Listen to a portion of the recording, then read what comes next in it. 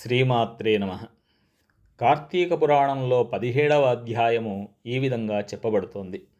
ఓ మునిశ్రేష్ఠులారా, ఓ ధనలోభి, మీకు కలిగినటువంటి సంశయాలకు సమాధానం చెబుతున్నాను వినండి అని అంటున్నాడు.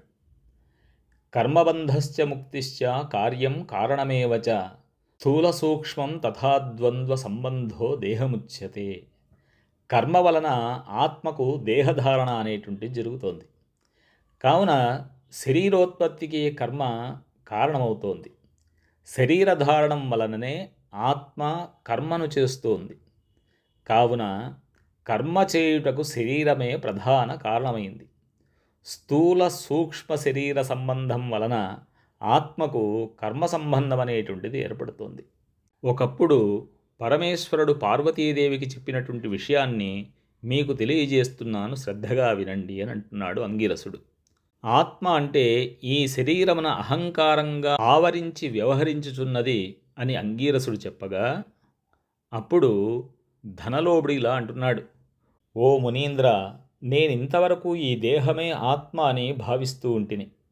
కనుక ఇంకనూ వివరంగా చెప్పబడినటువంటి వాక్యార్థ జ్ఞానమునకు పాదార్థ జ్ఞానము కారణముగుచుండును.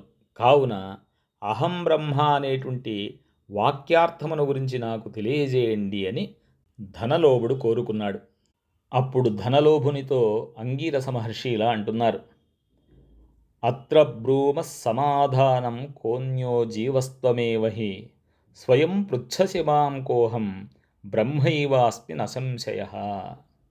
ఈ దేహము అంతఃకరణ వృత్తికి సాక్షిగా ఉంటుంది. నేను నాది అని చెప్పబడేటువంటి జీవాత్మయే అహం అనేటువంటి శబ్దం. సర్వాంతర్యామి అయి సచ్చిదానందరూపమైనదే పరమాత్మ. నహ అనేటువంటి శబ్దము ఆత్మకు ఘటాదుల వలె శరీరానికి అర్థమనేటువంటిది లేదు. ఆ ఆత్మ సచ్చిదానంద స్వరూపం.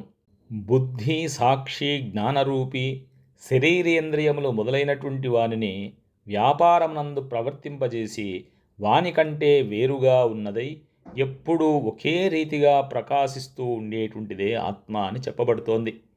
నేను అనేటువంటిది శరీర ఇంద్రియాలలో ఒకటి కాదని తెలుసుకోవాలి. ఆ దేహేంద్రియాదులు అన్నింటినీ కూడా ఏది ప్రకాశింపజేస్తుందో అదే నేను అని నిశ్చయం చేసుకోవాలి. అందుచేత అస్థిరములైనటువంటి శరీర ఇంద్రియాదులు కూడా నామరూపములతో నుండి నశించేటువంటివే కాక ఇట్టి దేహానికి జాగ్రత్, స్వప్న, సుషుప్తి అవస్థలు, స్థూల సూక్ష్మాకార శరీరములను మూడింటి అందును నేను నాది అని వ్యవహరించేదే ఆత్మ అని గ్రహించాలి.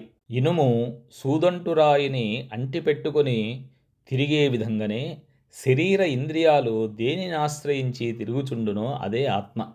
అట్లే అవి ఆత్మ వలన తమ పనిని ఆచరిస్తూ ఉంటాయి. నిద్రలో శరీరేంద్రియాల సంబంధం లేకుండానే గాఢ నిద్రపోయి మేల్కొన్న తర్వాత నేను సుఖంగా నిద్రపోయాను, సుఖముగా ఉంది అని మానవుడు అనుకుంటూ ఉన్నాడు. ఆ అనుకునేటువంటిదే ఆత్మ. దీపము గాజు బుడ్డీలో ఉండి ఆ గాజును ప్రకాశింపజేయునట్లే ఆత్మ కూడా దేహేంద్రియాలను ప్రకాశింపజేస్తూ ఉంటుంది.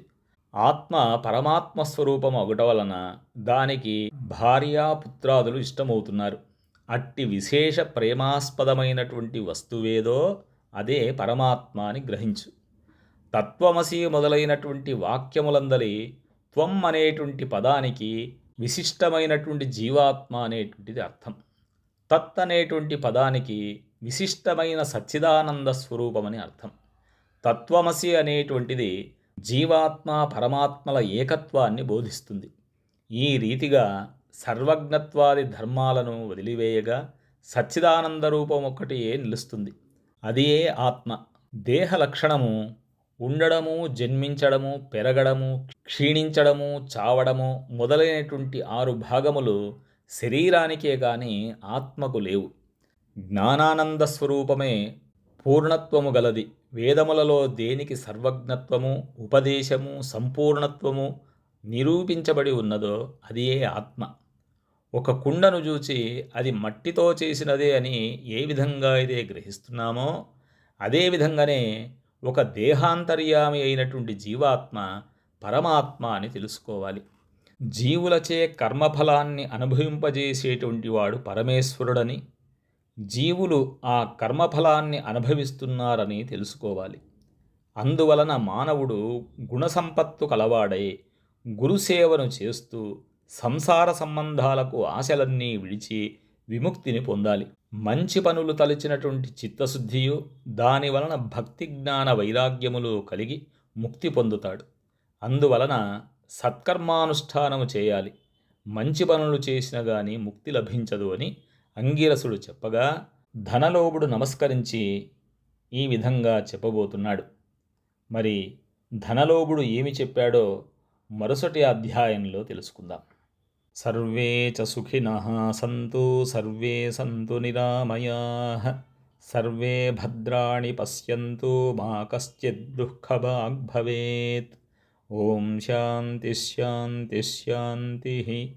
హరి ఓం తత్సత్.